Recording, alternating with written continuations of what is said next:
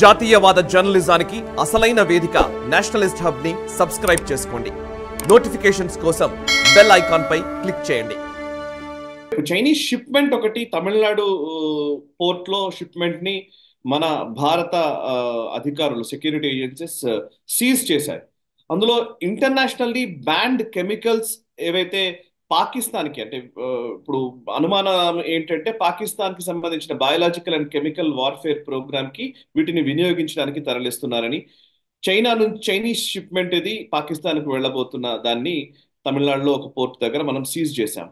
ఒకసారి వివరాలు చెప్తారా ఏంటిది దీని అంటే ఈ మధ్య కాలంలో చాలా షిప్మెంట్స్ మనం ఆపుతూ ఉన్నామా ఆయా పోర్ట్లలో అక్కడ ఇక్కడ ఈవెన్ వాళ్ళ న్యూక్లియర్ ప్రోగ్రామ్ కి తీసుకెళ్తున్న కొన్ని కాంపనెంట్స్ ని వాటిని కూడా మనం సీజ్ చేయడం జరిగింది ఒక సందర్భంలో. ఇది వరుసగా జరుగుతున్న పరిణామాలని మనం ఎట్లా అర్థం చేసుకోవాలి? అంటే మనకు అంతర్జాతీయంగా కొన్ని చట్టాలు ఉన్నాయి. వెపన్స్ ఆఫ్ మాస్ డిస్ట్రక్షన్ కి సంబంధించినటువంటి పెద్ద మోతాదులో జనాలు చంపేటువంటి కెమికల్ వెపన్స్ ని వాళ్ళు బ్యాన్ చేశారు.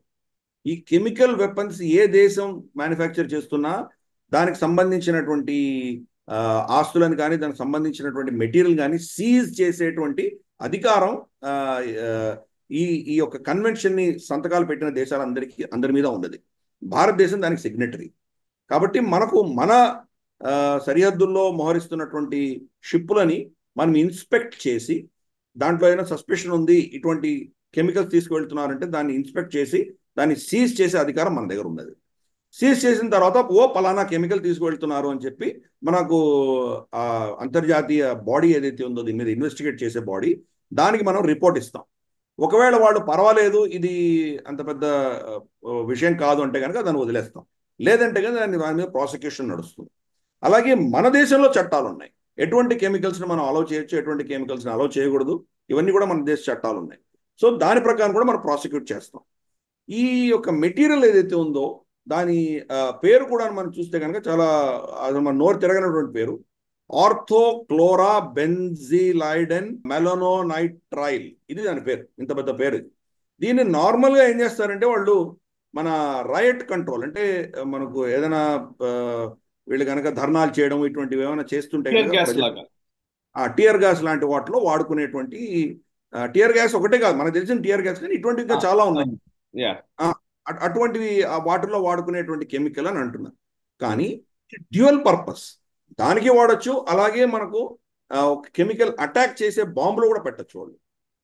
ఆ కెమికల్ని కనుక ఒక మోస్తరు దీంతో మనకు కనుక దాన్ని ప్రయోగిస్తే దానివల్ల ప్రజలు శరీరం కాలిపోవడము, వాళ్ళ స్కిన్ డిజీజ్ రావడము, వాళ్ళకు భయంకరమైనటువంటి రోగాలు రావడం ఇటువంటివి కూడా వచ్చేటువంటి ప్రమాదం ఉంది. కాబట్టి డ్యూయల్ యూజ్ ఉంది కాబట్టి దీన్ని మనం సీజ్ చేసాం. పాకిస్తాన్ ప్రభుత్వం దీని గురించి స్పందించలేదు. ఎందుకంటే వాళ్ళ దగ్గర ఇంకా రాలేదు. అఫ్కోర్స్ అది షిప్మెంట్ ఏమో కరాచీలో ఎవరికో షిప్మెంట్ ఉన్నది. అది ప్రభుత్వం దాని గురించి స్పందించలేదు, చైనా స్పందించలేదు. ఇద్దరు కూడా నోరు మూసుకున్నారు.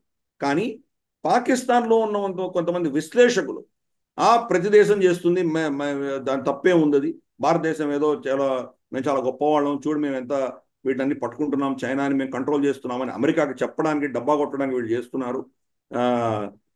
ఆఫ్టర్ ఆల్ ఇవన్నీ వచ్చేది మా దేశంలో టీటీపీ కావచ్చు, ఇటువంటివన్నీ కూడా చాలా ఇబ్బందులు ఉన్నాయి మాకు, వాళ్ళని కంట్రోల్ చేసుకోవడానికి టియర్ గ్యాస్ కోసం వాడుకోవడానికి మేము తెచ్చుకుంటున్నామని చెప్పి విశ్లేషకులు మొదలుపెట్టారు. అంటే దాన్ని జస్టిఫై చేసే ప్రయత్నం వాళ్ళు చేస్తున్నారు. ఎనివే చూద్దాం. ఫైనల్గా దీన్ని కెమికల్ని ఎక్స్పర్ట్స్ అందరూ చెక్ చేసిన తర్వాత ఇది డ్యూయల్ యూజ్ కోసము అక్కడ కెమికల్ వెపన్స్ తయారు చేయడానికి వెళ్తుందా ఏంటి అన్నది యునైటెడ్ నేషన్స్ కూడా దాన్ని నిర్ధారించిన తర్వాత ఫర్దర్ యాక్షన్ ఏంటో మనం చేస్తాము. కానీ పాకిస్తాన్ జర్నలిస్ట్ అన్నట్టు ఒక మెసేజ్ మాత్రం తప్పకుండా పంపించాం. మనం చైనాని పాకిస్తాన్కి మేము అబ్జర్వ్ చేస్తున్నాము, మేము గమనిస్తున్నాము, ఏం చేస్తున్నారో మేము గమనిస్తున్నాము. గతంలో కూడా మనం కాండ్లా పోర్ట్లో ఏదో పట్టుకున్నాము, పోర్ట్లో కూడా పట్టుకున్నాం, ఇప్పుడు చైనాలో పట్టుకున్నాం. డ్రగ్స్ పట్టుకున్నాం, మనం పాకిస్తాన్ నుంచి వస్తున్న డ్రగ్స్ పట్టుకున్నాం. కాబట్టి ఇవంతా కూడా మనం ఏంటంటే ఈ ఇండియన్ ఓషన్లో మేమే ఠేకేదారులము, మేమే పోలీసులు, మా మాట వినకుండా మీరు ఏమైనా దుశ్చర్యలు చేస్తే యాక్షన్ తీసుకునే శక్తి, క్షమత, అటువంటి ఆలోచన దృక్పథం మాకుంది ఒక స్పష్టమైన మెసేజ్ మనం వీటిద్దరికి పంపించాం. ఈ వీడియో మీకు నచ్చినట్టయితే లైక్ చేయండి, 10 మందికి షేర్ చేయండి. అలాగే కామెంట్ల రూపంలో మీ అభిప్రాయాలను మాతో పంచుకోండి. Nationalist hub group of channels ను సబ్స్క్రైబ్ చేసుకుని తెలుగునాట జాతీయవాద జర్నలిజాన్ని ప్రోత్సహించండి. ఈ వీడియో కింద ఉన్న బెల్ ఐకాన్ పై క్లిక్ చేయడం మర్చిపోవద్దు.